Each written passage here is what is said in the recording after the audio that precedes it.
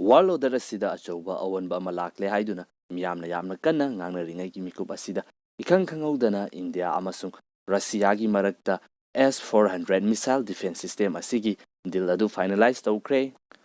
USA hauzik India sanction tawduna thamgadawribra. Anauba video amada mayam pumnamakpu amukka hana taramna ukseri kari update anauba singlairibage haibadu puna miyeng tabinasi. World order asida yamna chawba awanba amakhakta India gi yengnaba oiramba USA asi hauzik makhoi ani ki marakta mari asi yamna fagalaglibani hauzik asi US Navy gi chipsu India da numit marini ki khongchatta lairibani. Tanja asida Delhi amasung Moscow gi deal asigi makha taba oina Russia gi surface to air missile defense system S-400 asi ahanba base oina Russia dagi India da athuba matamda lakadawrubani. Hairiba deal asi USA ki maikaidagi di yaningdaba kana phongdorakli US ki Deputy Secretary of State Wendy Sherman na asumna phongdorakli madudi India amasung Russia gi masigi deal asi dangerous oiba aduduga miyoi amata ki interest yaudaba kanamatana pamdaba deal amakhakni haiduna su phongdorakli.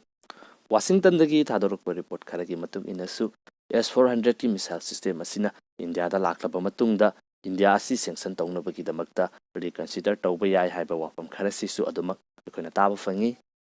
CAATSA masigi matung inna USA na Turkey amasung China hairiba country ani asi Russia ga asigumba defense deal tawbagi damakta sanction tawduna thamlibani. Masini hauzik lairiba fibam asi aduga India amasung USA ki marakta lairiba trade asigi mamal asi hauzik $20 billion gi sangmukti yoksilaklabani makhatana hengalakigani haiduna experts singna yamna kana panaribani.